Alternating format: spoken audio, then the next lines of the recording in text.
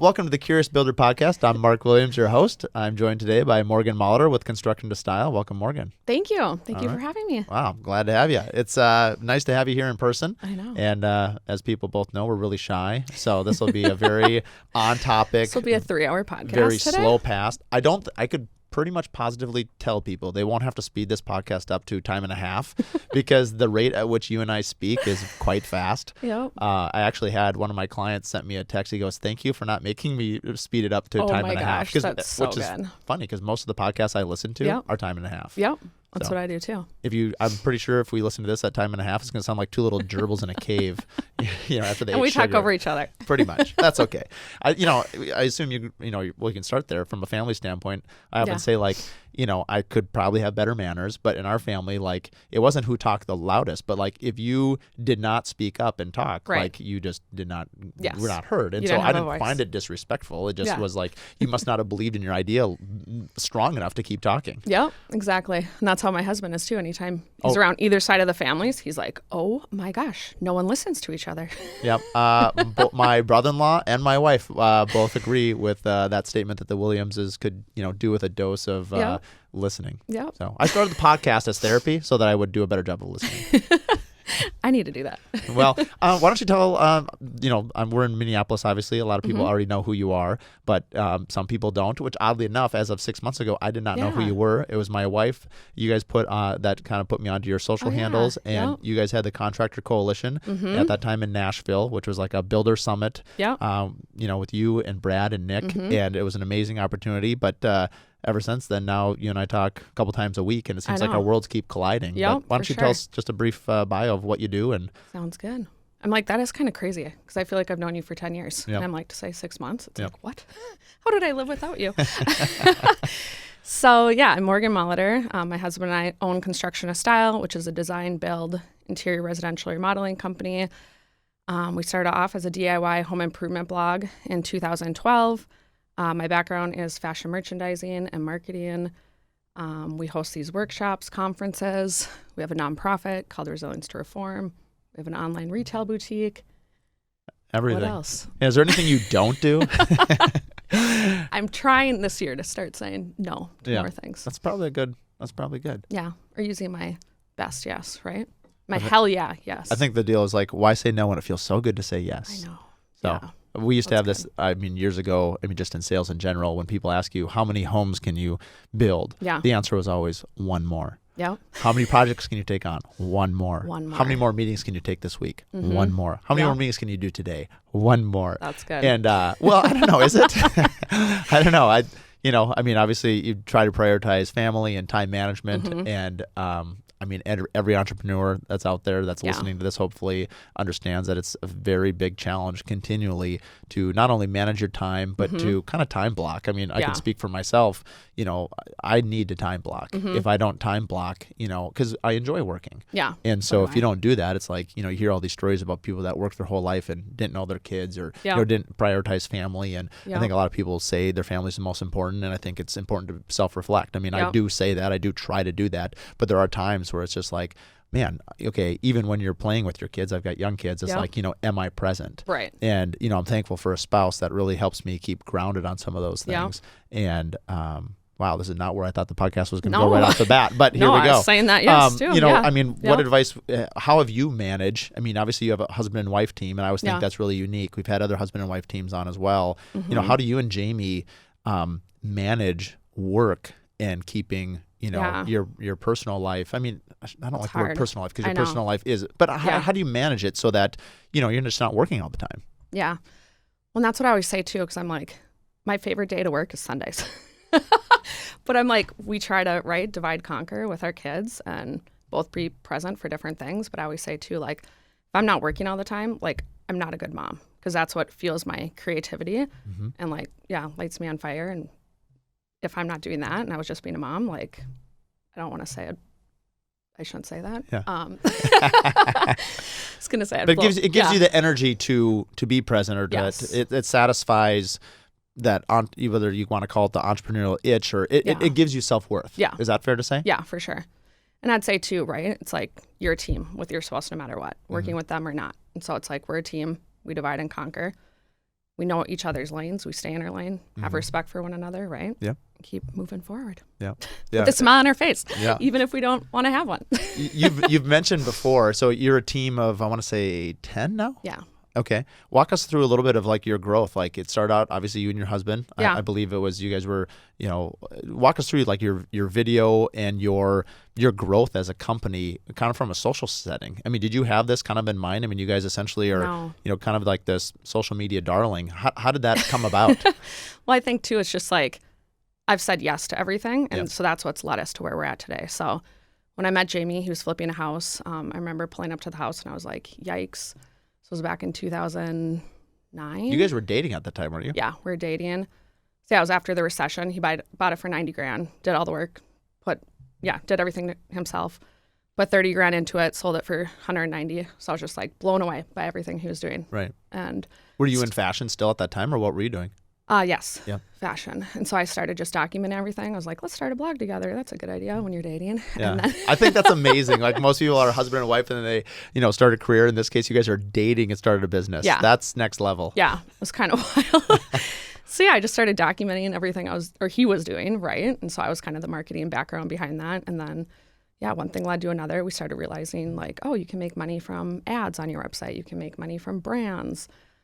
So started leveraging that, flipped a few homes. People started reaching out to us to remodel. And, I mean, were you posting on, Instagram's big now. I mean, what were the early, I don't even know, was it Facebook at that time? Like what it was just our website. It was just your website? Yeah. Okay. So that's why I'm a huge advocate too. So like even social media, like drive people back to your website at all times. So yeah. Yeah. It's kind of like the center of the web, that every single outer edge should lead back to your website. Yep. Exactly. So yeah. And Jamie went to school for carpentry, so he always wanted to be a builder. Yeah. So I always laugh about that too, because I'm like, little did you know you're going to be start off as a DIY blog and a home remodeler. Right. Wow. Look where he is now. Exactly. So you've got this larger company now.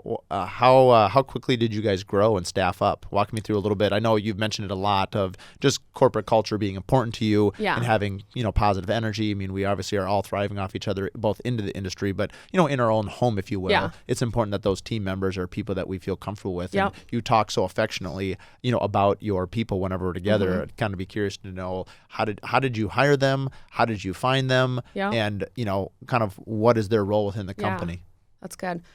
So, and like we always talk about too, it's like being an open book. And so that's how we've kind of grown, is like how we are in person is how we're online. That's how we treat our team, friends, family, all that stuff. 2012, Jamie took the leap. So then we were married at that time. Yep. He's like, we have 3 businesses. We might as well get married. I know, seriously.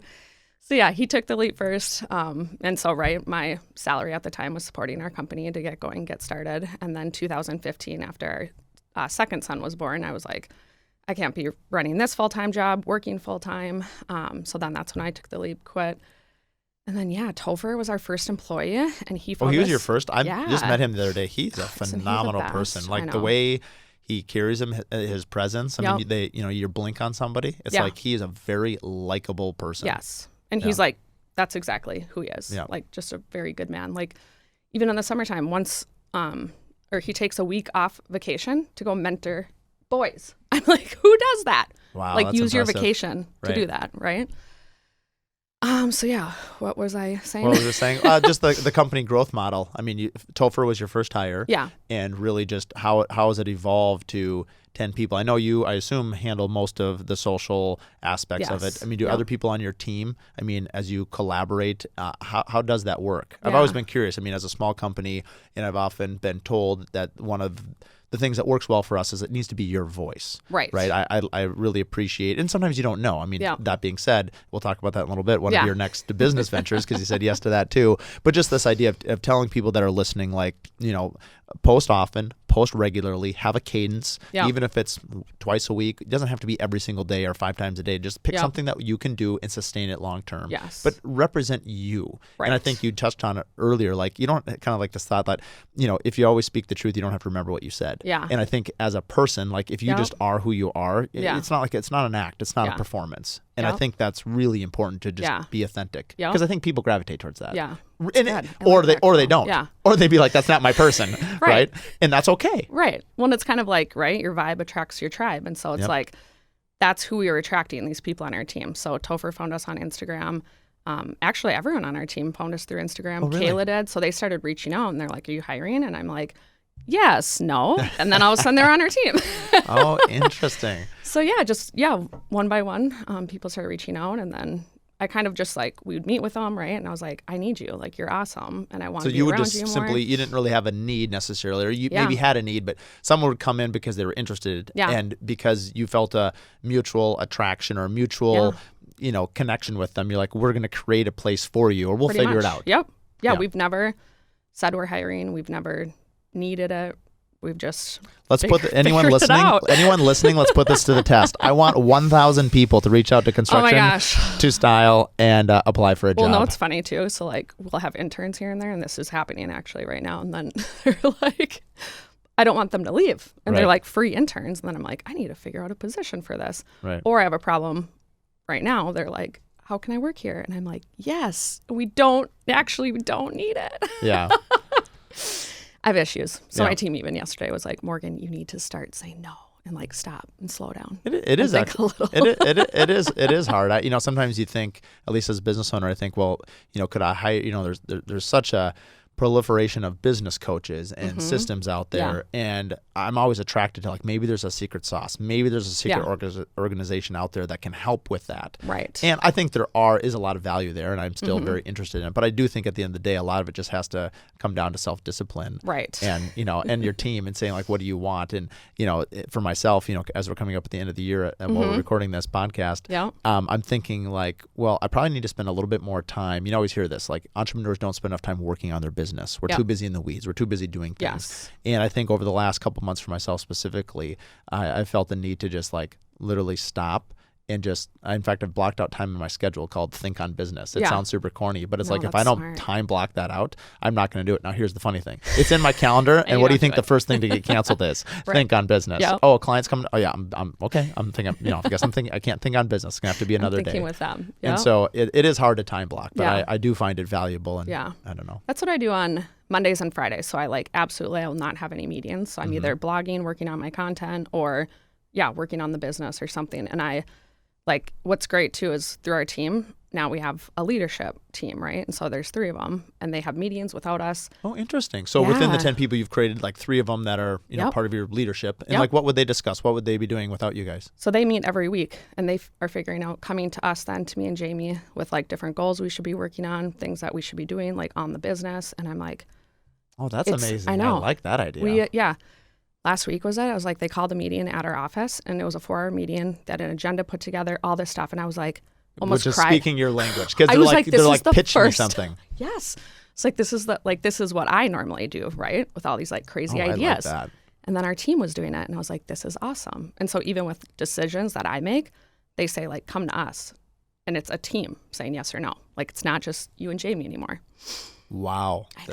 That's super powerful. I mean, you hear about that in a corporate structure. Right. I would expect that from a Microsoft, from a Target, from a big company. I've never heard that of a small company. I mean, because there's only 10 of us. So sometimes. So if I'm scaling that, there's 5 of us. That means there's 1 person besides myself. You could have 2, right? Well, we were laughing about that the other day, because we're like, oh, if the rest of the team is here, they're like, is it weird? We're talking about another meeting where we're doing, and we just all laughing because we're like, oh, 2 people.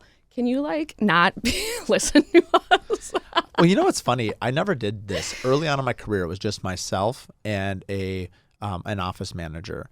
And I came up with this idea, again, that epically failed. But the idea was, I think, was still valid. And the idea was, corporate structures, from the little I know of it, because I've never been employed by anybody, which must make me a successful entrepreneur. I don't know. Just unemployable. I remember, not too long ago, telling someone in a corporate culture, like, I think I'm, what would happen if you're always curious, like, to scratch that itch. It sounds like you maybe already were able to do that. And I was like, what? I want to go work for another company. And they're like, dude, you wouldn't make it 5 days. I'm not sure you would make it 2 days, actually. There's pros and cons, but now I derailed myself. And I was going to say, my problem always when I worked for other people is like, again, letting people down. So I could never quit. So even before I jumped ship, I was like, so at that time I was working at a digital marketing agency, and I was just like, I love the team. I love my clients, the people. And I was like, I'm going to let them down. And then I'm like, what am I thinking? Like, I need to do what's best for right. our company. Well, and our that speaks to your family. conscientiousness and just, wanting to do something that's of value. Yep. Where I was going with that is, so early on, it was, I wanted to have like, almost like a CEO round table, or you hear like a board of directors, Yes. or, these bigger, you sit on a board, but you're not employed by the company, right? Yeah. And so the idea was like, I would go get one or two high-powered real estate agents that I had worked with, maybe a few business owners outside a building. Yeah. And like, twice a year, I would just sit down with these 8 people, and they would be my board of advisors. Yeah. And it never really took off. Yeah. I was like, that's actually really smart, though. But I was like, my late 20s, I'm sure they're like, well, actually, you just need a lot of growing up would probably be, lesson number 1, we would tell you. I suppose if I started it now, that might be a more successful idea. But I think now, whether it's networking and, you've been, for me, that whole group at the coalition has been so impactful on my life. I've always been a social person. Yeah. But the idea that, and I don't know whether you coined the phrase, but it's something that I often attribute to you and just really the whole team, which I affectionately named you guys the Jedi Council. Oh, yeah. Yes. And so I would send out some emails to you guys and be like, hey, what do you guys think of this? And you guys would, kindly respond with some ideas. But this idea of just collaboration over competition. Yes, and now it seems like it's a very common message we hear, which is great. I mean, I'm glad people are talking about it. And I think specifically in Minnesota, I think it's really, you and I are talking even now, is like, how can we create small groups that are just huge fans of one another, and what can we do with that power? I think that's what we're going to have to figure out what to do with that, because I think there's a lot of us that want everyone to be successful. There's plenty of work. There's plenty of different businesses, even within the same community. But how can we all together help each other move the sled in business? Or help not, and that's kind of why we started our business, is like, we started sharing everything, like how we built our website, how we do our pricing, all that, because I'm like, Jamie and I spent years like banging our head against the table trying to figure it out. So it's like, if we can just help one other person, you know what I mean, and elevate. And I'm just a believer too. It's like, people are going to want to work with you because of who you are, your personality.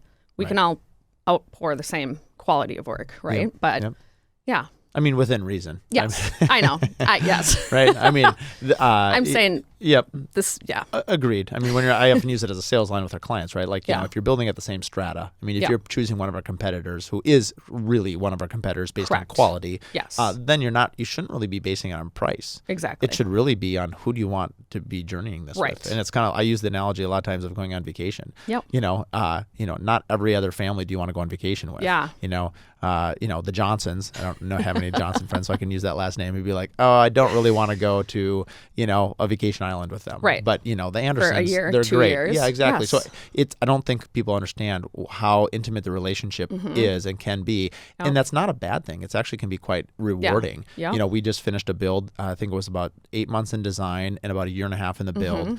And the couple was absolutely delightful to be around. And now getting towards the holidays, I've, sent them a few holiday gifts. And she's like, Mark, you've done so much. You don't have to do any more. And it's like, because you have such, high level of care for this person, it's almost like after this whole time, one client said, it's like you were just like dropped off and like, they're gone.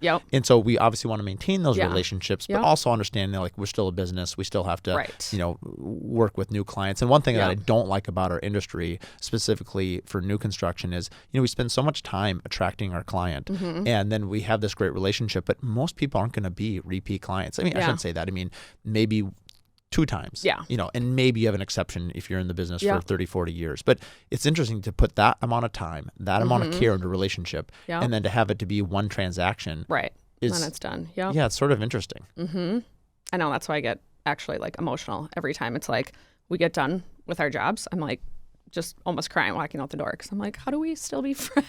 Right. And, I think, it doesn't mean it depends on what your business is. I mean, you can obviously, whether it's remodeling or whether there's warranty or whether there's other, other divisions of your business that can service that client. And really, you're obviously looking for referrals, mainly just because you did a great job. And I think it's important to ask for referrals. I need to do a better job personally of asking our super fans, hey, who would you recommend that we reach out to? Brad talks about it all the time on his podcast. I give him a hard time about it. The silent salesman, which is, somebody who's not on your payroll, but who's selling for you. And I joked with him that I'm his loud salesman, that I'm not very quiet, but, we're happy to promote, other people because we believe in what they're doing. Yep, exactly. And so, well, and one thing we both learned from Brad that we're doing, right, is like, taking our clients at the end out, or not just the end, right? Months later. Just taking them out to dinner and doing stuff like that. Yeah, we posted a photo, and I think you commented on it. I think it was just 2 nights ago. We took a couple and the designers that we were building out for a nice dinner. And the idea was kind of born with, everybody's so busy, and you don't want to lose the emotional connection. We just talked about how emotional the build is. But, certainly building is emotionally challenging. Yes. In the middle of a build or a remodel, tensions sometimes are running high, whether it's, it's taking longer than they would like or anybody would like, the price. But, maintaining that, like, hey, we're people, you're people. We care about your family. We care about your tribe. You care about our tribe. Let's keep the vibe, in a positive place. And I checked in with them after, and they were like, "Oh, that was so great. That was so wonderful." And so you've done that as well now. Yes. Yeah. Okay. So we've been doing dinners too. Okay. Except for I was laughing because I think you took a few clients out, and I was like, oh, okay, I guess we're only doing one. That was only one. One Okay. client, but it was the designer, the PM, the project coordinator. Tried to bring the team. And I was laughing because I was like, obviously you do big builds, and we're like small remodelers. So I was like, oh, we can only do one small dinner. I think I think it's the thought that counts. I think more than anything else, it's just knowing that you carved out time for that person that they'll remember. Yep. Yeah. One thing too, I was going to say is like my favorite thing, like you do, we do too, but it's just sharing online and social media. Like we have families and we have a heart. Like we're not just hired help, we're not just your worker. It's like, so I think they talk to you differently too when it comes to homeowners or your clients when they know and you're transparent and you share all that because they're like, oh, you're still a dad. I agree. I mean, ultimately what you were saying, like you just are who you are and how you broadcast that. Yeah. I think being a dad and knowing the world we live in, it's sometimes hard to know what to post, what not to post. Some people, certainly I respect it, like they don't post any of their family photos, and that's like their decision. And then there's, someone I know that their idea is that like Monday through Friday is like business stuff, and then on the weekends they do some personal stuff. Because it's important to know that, these are people behind here creating your home, and the home is so intimate. Just the business that we're in is probably one of the most intimate businesses you can be in. In the fact that outside of like, getting married, all the thought that goes into like, getting married and, the process and the planning and all the stress. Everyone remembers, if they've been married, what their stress, the wedding is. And whether it was, on the spectrum of stressful doesn't really matter how you navigate it. You just know there's a lot of things to do. A home has a lot of those aspirations as well. And it came up recently that, people often think about their dream home and they think about, their family and they think about all these things. And so there's all these aspirations. Some of them are realistic. A lot of them are not realistic. Right. And then, I don't want to be the person that necessarily has to pop the bubble. It's like stealing candy from a kid. Right. But you want to say like, yes, we can do this because we want to deliver on what they want. Yeah. And we're happy to do so. Yeah. But, there are limitations to what we can do. And you don't want to insult them, right? So right. You actually can't afford this. That happens to us every single day. I heard something, it's coming to me now, that tact is the art of making a point without making an enemy. Oh, wow. And so like how we phrase things. And have you ever found yourself kind of like wordsmithing around something? Like, yes. I just did it when we started this podcast. I was like, I cannot say what I was about to say on air. They just edit it out. Or they'd keep it, make it your tagline. One thing that I want to make sure that we don't miss, just because you and I will talk about a lot of things today, but I want to talk about your nonprofit a little bit before we get into all these different revenue streams and all these other businesses and some of the things that you're going to be expanding in 23 and 24. Tell me a little bit about Resilience to Reform and how it was born. And I guess my root question is, you hear a lot about companies that do nonprofits, and they either have a charitable donation that they contribute to, or they create one that they're passionate about. And I don't know anything about it other than like there's two parts to it. One, it feels good to give. Yeah. And two, there's a great need out there. Yeah. I guess there's a third thing. But three, it can also be, it's something that obviously from a not selfish standpoint, but like who doesn't like to be associated with people that are doing things for either the community or people out there? I'll use Patagonia as an example. Yeah. A certain percentage of their proceeds will go towards, funding eco-friendly, whatever. And clearly I know what it is. And I was going to say, I didn't even know that. Yeah. And, they'll use recycled jackets to make new jackets. They have a whole line of just that. And like, if that's something you connect with, like you connect yourself with these brands and they represent like your own values. And so anyway, I say that like just giving you like what my perception of nonprofits is, not knowing much about them. I'd love to know. Yeah. Now that's why I want to hear your story.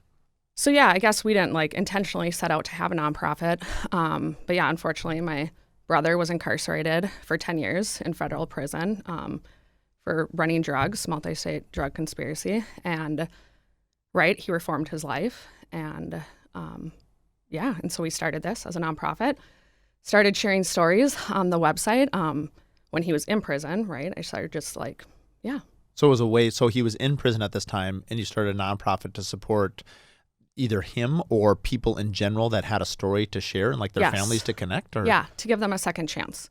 Interesting. I feel like there's a lot of people out there that deserve a second chance and they don't get one. There's a lot of barriers that do not allow them to. For example, checking the box, right? Right. Can't get housing, apartments. Yeah.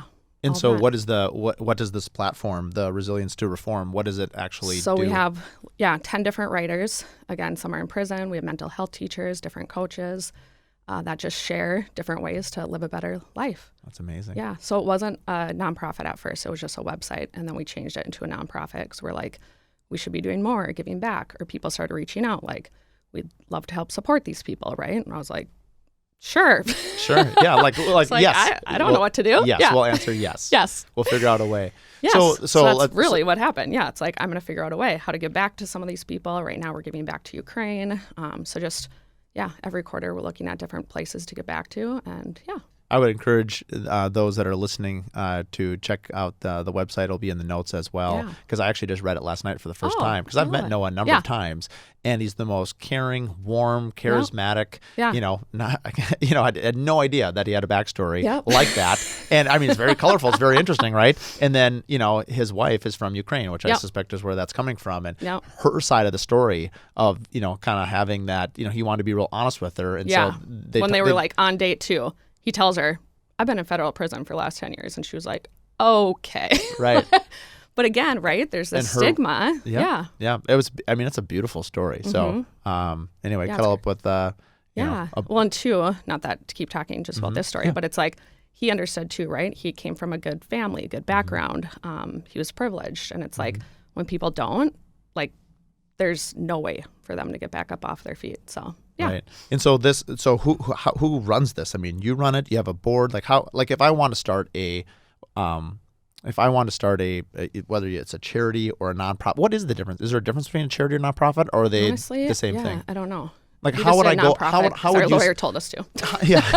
How would you? Because I want to kind of dive deep on this, because maybe there's somebody out there listening. I know other builders that have causes that they contribute to, and I think it's a powerful story, and I want to have them on the podcast and talk to them a little bit about it. But walk us through some of the nuances of how do you? I mean, obviously you're going to create it with your lawyer's going to help you draft it. I assume it's it's a tax exemption on some form. Yeah. But then how do you appropriate funds, and how does that whole process work? And once I assume you have to identify what you want to do with it. Yeah, for sure. Or do a lot of people create one and then they give to different charities? I assume the Bill Gates Foundation, which is obviously a multi-billion or trillion-dollar. I'm sure they just simply fund a lot of things that they believe in. I believe. I don't know that much about it, but I think it just comes down to, so when we started this, I built the website, had our lawyer do all the legal documents, started a separate bank account. And, people, right? Again, we started getting attracted by people, and they're like, I want to write, or I have a story to tell, or I'm going through the same thing. And so people wanted to get more involved. So we have an editor. Now we have Bridget, who kind of runs the website. She does all the social media posting. Noah writes. And then a handful of other writers. That's amazing. So it all started. They just kind of came to us well, do it for free, and I'm like, sweet. So exactly. But it all started with just writing and sharing. Yes. So how did the money come into it, or when did that start? Where people would say, just this "I want year." I mean, just this year, so recent. Yeah. And do you do something like, hey, a percentage of sales or revenue goes to it internally, or is it simply, here's our story. If you want to contribute to it, here's a way to contribute towards it. Exactly. And then how do you celebrate where the funds go, or the stories of how does that process work? Well, I think too, so it kind of started this year because we started selling merch and swag. So we started getting money through that, and I was like, I don't want this money, right? I'm like, I want to do something better with it. And so that's when we transferred it to a nonprofit. So right now we're just giving funds. We ask our readers too, where do you want to see money going? What would be a good way to give back? And so we just kind of have a list of stuff like that. And honestly, when we have a chunk of money, last week, we just sent $3,000 to the Ukraine, to Anya's dad's church. And then, next we'll do another one. Right. So it's just kind of random. I mean, well, you're it's right. not like well, no, super I mean, formalized right now. I mean, it's super interesting. There's, like I said, I want to bring a few others on that have it, and I just think it's a powerful story that, I'm very interested in business, but there's a number of ways to give back to your community. Some of them are financial, some of them are not. Yeah. And I want. And it's kind of crazy too, just the amount of people that we meet or run into. I just had someone last week that I met. She's like, I followed this journey for a while. She's like, my husband was actually indicted, and she's like, and unfortunately, like, we ended up getting a divorce. But she's like, it's something that still has carried. Like, she still thinks about it because she's like, did I make the right call? Because then he got out, he reformed his life, So she like jumped to that. But she was like, you should look into this organization too, or this one. When you're an auntie, didn't Noah just have a baby recently? Yeah. Yeah. How old? She's so cute. Like 6 weeks? Oh, she's that new? Yeah. Oh, cute. And they brought her to BizCom, which is one of our marketing conferences, when she was 3 days old. That's how. Wow. Like, I saw them both that day. Whoa. She was 3 days post baby that day? Yeah. And she had a C-section. And she looked like she didn't even have a baby, like Anya, my sister-in-law. Like, you guys are wild. And I can't believe that's you're impressive. Here right now. I literally remember talking with her and like saying, hi, it's great to see you. I talked to Noah. I had no idea that now that you mentioned, I do remember there were a couple of babies in there. It didn't even dawn on me at that time. Yeah. Because they're so little, you probably didn't even see them. Oh, they're so little. Oh, they're so cute. I know. Well, that's just on the last note there. So then, does Noah do? Does he do speaking engagements about it, or what's his involvement? Kind of talking about his story, or is that he was going to right at first when he got out, but then after we started talking about it and after he started getting back to normal life, he was kind of like, I want that to be my past, and I don't want to be reliving it constantly. So. No, he doesn't. But he's still like open, still writes, shares. Yeah. Like he's not ashamed, right? Yeah. But he's like, I don't need I think that's a big part of it, right? Yeah. Stigma like of whatever it too. is. I mean, it could be alcoholism. It could be any addiction or anything really, frankly. Right. Like you have to focus on the positive, getting better, not keep living in the past, right. Like your Otherwise past life. it's on loop. Yep. Exactly. Well, people listening didn't realize we were going to be doing a psychological segment. But anyway, I think it's really interesting and a really powerful message. So I want to make sure that we fit that into the. Let's talk a little bit about vendor collaborations. You've been kind of a huge source of inspiration for me, even as we've sought out sponsors for the podcast that we're listening to right now. Yeah. Pella's our main sponsor. We've got a number of other sponsors. You can see them in the show notes and as well on our website. And walk me through a little bit. You spoke about this both at BizCom and at the Contractor Coalition. Just, I think sometimes people, especially entrepreneurs, don't understand how to pursue vendor relationships, and also how is it mutually beneficial to both parties. If you could speak a little to that, I think that'd be a really interesting topic. I would say, so one, we have a course on our website, which we give templates for email templates and all that good stuff. But yeah, I mean, that's kind of how our business started, right? Is like brands started reaching out to us, just even through ads on our website that are brand focused, related. So I just started, and then, so I didn't kind of mention that. So I was working fashion when I started with Jamie. And then once I started realizing the brand stuff, I went and got a job at the marketing agency to kind of elevate that, learn more. Yeah. So I had background on the brand side.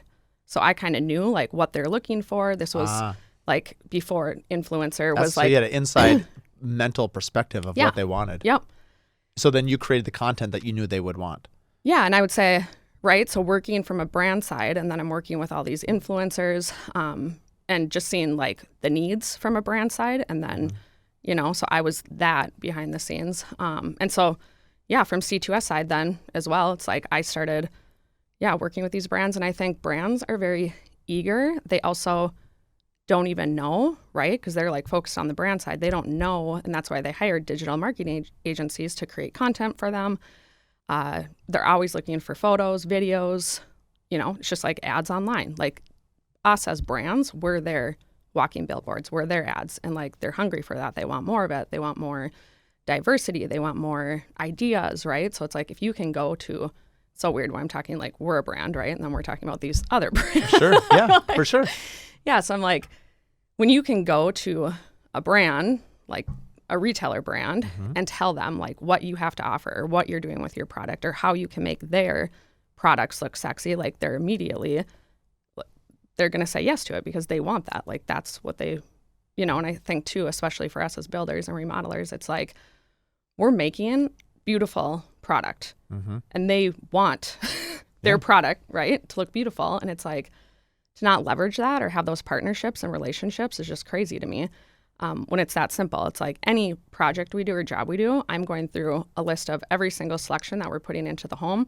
I'm reaching out to these retailers, these brands to say, hey, this is what we're doing. Do you guys want to be involved? It doesn't just mean like them paying us or them giving us free product on every project. It's about creating a bigger picture together to leverage one another's brands. Because then if your products are in these big brands, right, that's only beneficial for you as well to get your projects seen nationally, locally, whatever that looks like. So let's pick a few well-known. I don't know if we should use names or not, but like I'd be curious, like create a roadmap. And is this on your website? I mean, do you have a vendor like collaboration like template or like stepping stones of people listening? Like I'm curious, like if you but I should. Right, I was like, great idea, blog post. Perfect. All right. You can tag the Curious Builder. Perfect. Yeah. Very curious. So let's just say you've been building for, or whatever, whoever's listening to this, if you have any business, but let's just assume it's building. And let's say you've been building for 5 years. And so whatever, that doesn't even matter. Why I'm putting age to it doesn't really matter. I guess where I'm going at is somebody like me who's at 18 years. Well, can I go back and say, hey, this is a focus. I mean, I've been 100%. working with the same vendors for a long period of time. Yep. Do you get them all together? Like walk me through like some logical stepping stones. Because, I mean, we know, well, there's certainly money involved, and rightly so. You still need to show a return on investment. And, even with like this podcast and seeking out sponsors, I'm saying, hey, I think that the people that are going to listen to this are going to be other, peers in our industry. Yeah. They're going to be other local businesses and even the people you bring on. Yeah. I mean, it's somewhat selfish, but not really. Like I want to know successful people's stories. Yep. And is there something, I hope that every time somebody listens to a podcast, because I know that's what I want, I'm going to try to get an idea or two to apply to my business. And so the more specific we can get in these conversations, I think the more helpful it is for those listening. Yep. So I guess what I want to try to do is just real off the cuff is like, what would you advise somebody to do as like as a first step? I mean, do you invite one person? Is it coffee? Is it lunch? I would say no. I mean, for me, so this is a great example because I'm doing it right now and then I'm going there after this. But so we're building a house in Edina. It's going to be our first. I mean, we built one other house, but not to this level. So I'm going through every single brand, right? And I mean, most of us, like we use the same sink for all of our projects. We use the same like brand, right? We use the same faucets. Yep, you can say them. Okay. Well, I was like LK, for example. We use their sinks in all of our projects. Delta Faucet, Delta Brizo. We use all of their fixtures. And so I'm like, that's easy because they know too, right? I'm taking them online. So I already have a relationship with them. So I'm going back to them, which I already did. But for this house, I contacted our rep. I was like, do you want to come tour the house? She came out. She's like, just let me know what you need. The end. Like it was sold like that. Yep.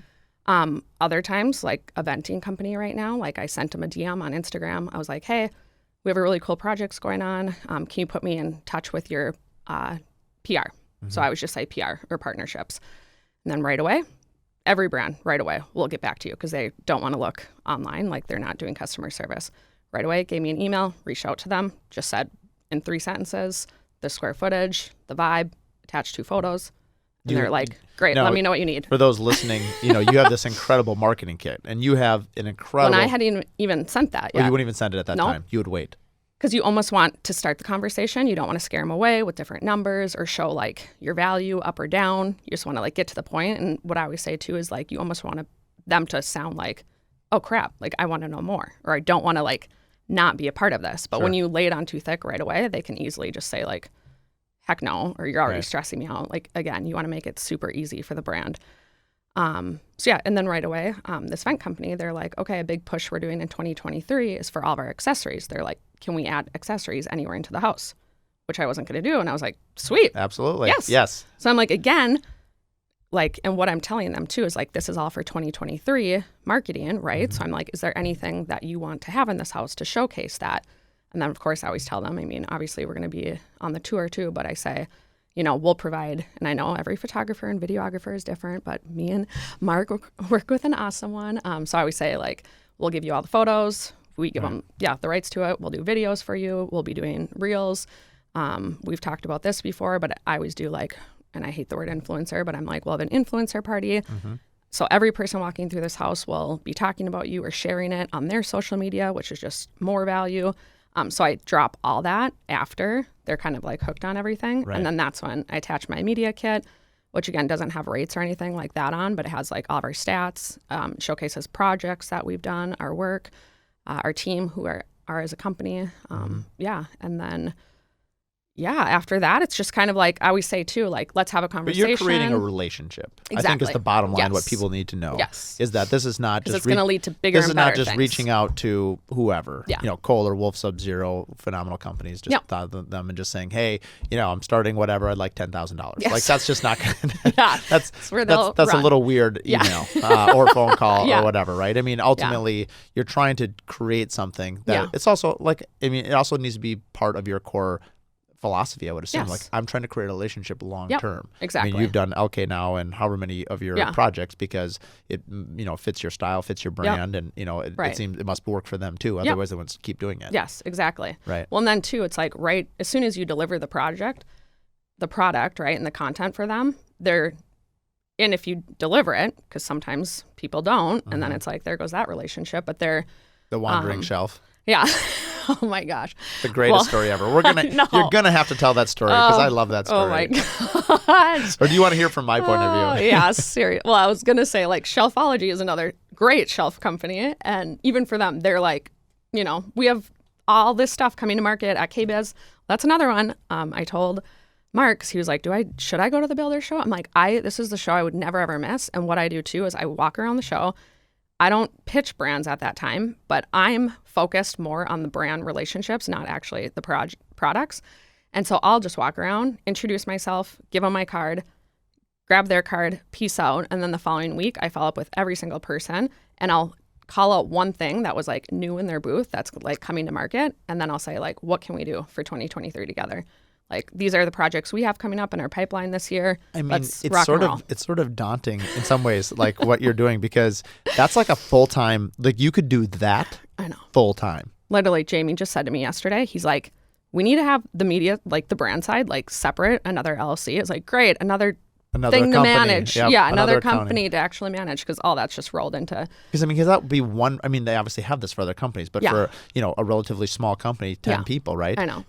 That you're doing multiple things, not just that. Yeah. But I mean, but Jamie was like, you should only be doing this and like nothing else. I mean, I just heard this the other day too. That like, they talk about hourly rates. Like that's your $10,000 an hour rate. Yeah. Because ultimately, the relationships that you're creating, are hopefully multi-year, either contracts or relationships that pay a dividend. I think just because I want to make sure we focus on this because it was brought up recently. People sometimes wonder, I should say, our clients, and I think I'd like to hear a little bit how you write your contracts this way, because my understanding is that when you do a remodel for a client, they have to be okay with the following things. Can you kind of explain what they have to be on board for? Otherwise, they may not be your ideal client. And yes. So in our contracts, we say we have to photograph, video, anything in their home. We have rights to. And then obviously they know too. Most of our clients come to us through Instagram. And if they come to us through SEO or the website, I'm like, red flag right away. Because I'm like, you don't know all the content we're producing, right? But if they come to us through Instagram, I'm like, oh, that we talk about every project. So let's dive in deeper on that one for a second. Why does the website not reflect the brand of Instagram? Because it doesn't give the stories or the videos as personally as No, I would say, so our website, which we have 1.8 million on our website, but I'm focused on our website for 1.8 what? Million viewers on our website a month. Per month? Yes. So wait, we're just going to pause there. No. The website gets 1.8 million views per month. But because I'm crazy content, like I'm Right. doing SEO every day. Like I'm working on backlinks, internal links, creating content, updating our pages. But I focus that on our ad revenue and our brand partnerships, not on our Builds. or homeowners. Understood. Yes. Because those people that are reading it too, they're looking at, our tutorials, just inspiration. Like though they're not really coming to hire us, which they probably be. I just looked at the clock I wish you could see and I Mark's started face laughing because I'm like, how in the world have we been almost talking for an hour? We haven't even got through like any of my questions. Sorry, random tangent. Continue. Yeah. So anyway, so for the contracts and stuff like that, so website, so they know, right, like what we do, but we write that all into our contract. And then we say anything with brand partnerships, like it doesn't mean they get a discount at all, nothing. I think that's important to say because Yes. we will have a house in the Parade or the Arson. We'll give our clients a discount, obviously, to get in on the front end. And I think that's something I need to revisit a little bit. I'm still fine with doing that, but as we seek, mainly through our social platforms, as we're trying to develop our voice and understand, we're pretty new on the scene this way. I'd say the last year and a half, 2 years only, is let's say. Like Rockwell is a company that I want to work with. Yeah. They're all over with NS builders, and I just really believe in what they're doing. I really want to do external installation, and I'm not going to come out of the gate and ask them for whatever. But I want to use their product as number one, and number two, I'd like to have it be the right fit. But let's say they donated the product, or let's say they wanted to be our sponsor. It's my relationship with them and their belief in us as a brand that is cementing whatever, whether it's materials or revenue or ad sponsorships, however they're developing it. But that really shouldn't translate to that client. No. Now, we can still give them a good deal. Like they may or may not have had that product on their house without that relationship. Yeah. I think understanding that story and then, having the client understand it is. Well, and I love, what you just said. Like that's, and what I would say too, it's like that's 10 years of me developing these relationships, and what I always say too is when you're doing this kind of stuff, like it's not easy. It's not just like free product you get. Like you have to do a lot of work. And even for some of our projects, the only way we would kind of give a discount is all of a sudden if we're like being slowed down, like shoot, we can't actually shoot, and like till Thursday if like the floors could have been laid Monday, right? So we have like this delay in getting people out there to film the content or something like that, then we'll have a conversation unless if they ask, right? But otherwise I'm like, this is more work. Like it's me showing up, having to video everything, paying for that, right? Photographers, videographers. And it just takes way more time and coordination on our part. So I'm like, actually, this is costing us more money. Right. That's why we do a lot of paid partnerships too, but that's a whole nother conversation. Right. Yeah, we're not going to have enough time to cover that. Mainly just because there's a few other things I wanted to ask you about different revenue streams, but we're not going to have enough time to go down that rabbit hole. That'll have to be an Act 2 podcast in a couple of months. Oh my gosh. One of the questions that I had for you is, did I hear you're starting a podcast? Well, Tell me more. That goes back to it's hilarious, right? So I was on Brad's, and so now I'm starting a podcast. Yeah. He was, Modern Craftsman with Nick Schiffer and Tyler Grace. Like it's like everyone is having at this point. It's like everyone is gonna have a podcast, and everyone's gonna be talking to each other. It's like nobody's gonna have friendships anymore. We're all just gonna have our conversations behind a microphone. Podcast. Oh my gosh. It's like it's basically like recorded conversations with your friends. But anyway, joking aside, what's the topic of your podcast, and I guess why now? Well, and I need to be more like you because you have an idea and you just go and do it. And I have an idea sometimes and I sit there for a moment. Anyway, the podcast would be Resilience to Reform. So it wouldn't be in the design build industry. It would be sharing people's stories, like the same stories that are on the website, right? So it wouldn't, and actually Bridget would lead the podcast, so it wouldn't be me, but I mean, Jamie and I would own it. But so it'd be really like talking through their stories and where life is at and different actions that they've taken. Super powerful. Yeah. So that's why I'm like, even the blog posts, I'm like, all these blog posts should be on a podcast, like these amazing writers. So where are you that's at what it would where be are you about. at in that journey? I mean, have you started even branding it, content? Well, after I'm here in your studio, I'll be here next week. All right. You hear that, Ian?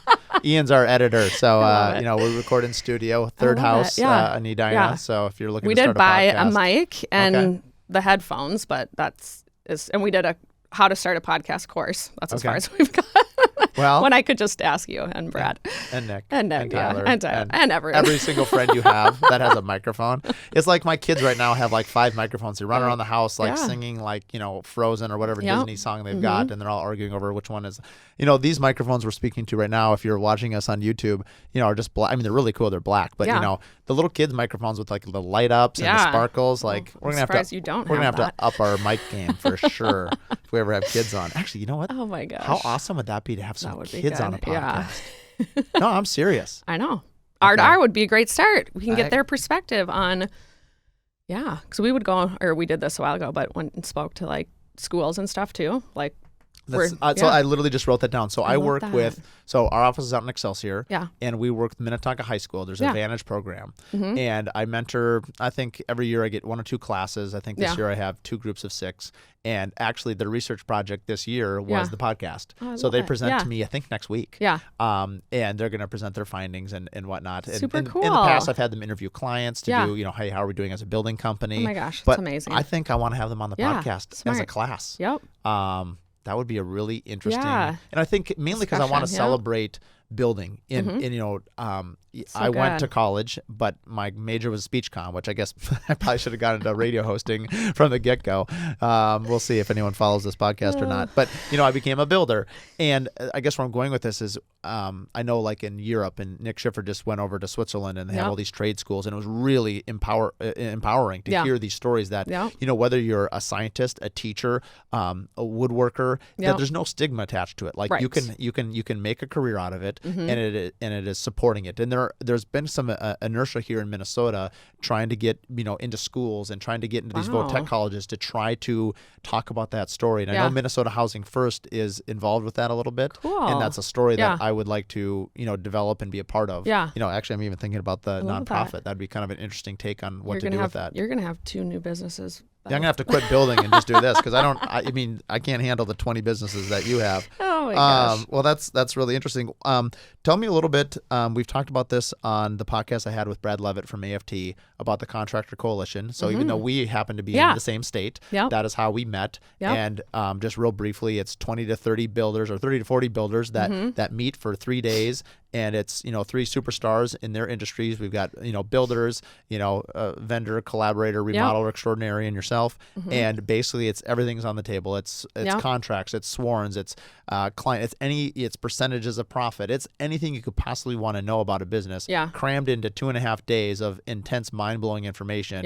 And I learned so much. I went twice. And I still, I know, right? And either that or I'm a slow learner. Oh my gosh. But tell me a little bit about the future of this. Because I feel like nobody in our industry, for sure, in building does this. I mean, there's education, like obviously Kaplan, and there's a few other Minnesota Housing First. We have our continuing education credits that we have to do. But as far as like a deep dive and like running a business that happens to be focused on building or on branding, there's just not a lot of things out there like that. And while BizCom's amazing, like it's nothing compared to the coalition. Like 2 hours can't compete with 3 days. It's just the amount of time and material. Without diving all into that, if people want to know more about that, they can listen to the previous podcast that I had with Brad. But where's the future of this going to go for you? I mean, because you could almost quit your job and just you could just do these teaching groups. I mean, honestly, I mean, because there's even if you never repeated the same material nonstop, you could do this for 50 years and never hit everybody, and it'd be that impactful for everybody. Where's the future of the coalition? I think right now, so we're going to stick with 2 workshops or conferences a year, one in the spring, one in the fall.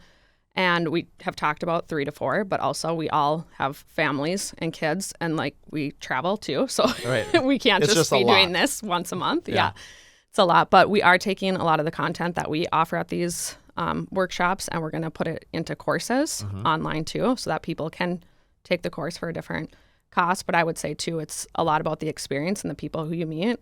Wouldn't you say? I mean, like when you're out obviously there? I'm extremely biased because I've gone twice. Yeah. And, I sat in the front row and raised my hand a lot. I was that guy. But I'm just, hence the name, The Curious Builder. But I mean, the podcast would not exist without experience. A lot of the... And beyond the courses, right? It's like the dinners and surfing together and like having deeper conversations with people in the room. And it's not just me, Nick, and Brad. It's all these other builders, remodelers that are going through the same so thing. Nathan Marsala from the Bison Group, he's in Utah. He and I probably talk once a week. Just randomly about something we're dealing with. You and I talk, we just happen to be in the same state now. And I do think that there is an incredible amount of value in just having people that you connect with. And it's not going to be every person just because there's not enough time for one. But you're right. I would say if I had to put a stat on it, I'd say if I had to put a value that for me, 60%, and this is not in any way disvaluing the information that I got, but I would say for me, it's probably 60%, 70% the value of the people and the networking of the people that you meet, and then the ideas and the stories and the things that you talk off, during the dinners and the lunches, and I get a few guys when we go run on the beach, and you talk while you're running, or whatever it is that you're doing, or coffee in the morning before the classes. But the classes are so impactful. Even if you got none of that, the classes alone would be worth it. Yes. Well, and two, right, we're going to work on like templating all the information. So like the three of us share everything that we've used, that we've, right, paid lawyers, brand experts, all this stuff to put this content together so everyone has access to ours. And then even we had a couple people throw theirs in too. They're like, can we share ours? And we're like, heck yeah. So a lot of this more of stuff. Community-based. Yep. But we're going to get it branded, have a more formal website, and then, offer the curriculum, courses, all that. No, that's amazing. Online. How are you going to handle? And we already have our fall one like rocking and rolling right now. I'm sorry, the what? So we're doing Scottsdale. Yes. Yes. And then following that, we're already planning one in the fall for Austin. Oh, that one's going to be in Austin? Yeah. Oh, very nice. I know. It'll be fun. What are you going to do with the alumni? How are you going to? I know. Oh, yeah. That's where you're going with that. Gotcha. Which, yes, I'm like, even at a lot of these different events we go to, like the Builder Show in the beginning of the year, like having something there. And so, yeah, and everyone that's been invited in the past, right, the alumni. Yeah, and I would say, too, like when different things come up, like we're including everyone who's went to these things with what's coming up, not just like new people and blasting online. In some ways, it's kind of like graduating from college, or like I was never part of a fraternity or anything like that, but like it's a little bit like there's a like bond that happened that you were there, and so then you can relate to the other people, and so like you support each other. Right. So yeah, and then Mark's gonna get everyone probably swag and with our new branding. Just kidding. Yeah. But Brad had a new hat on the other day. I'm like, ooh, I'm gonna have to ask him for that hat. That hat's pretty sweet. So I love it. Well, we have a lot more to cover, but we are out of time. Where can our listeners find you? Constructiontostyle.com, and then all of our handles are construction2style, the number 2. Okay. If you enjoyed the show, please rate and review and share with your friends and every single person you can find. You can also find all the notes on our website, curiousbuilderpodcast.com. And thank you for listening. Love it. Thank you for having me. All right. Very good. Thanks, Morgan. Bye.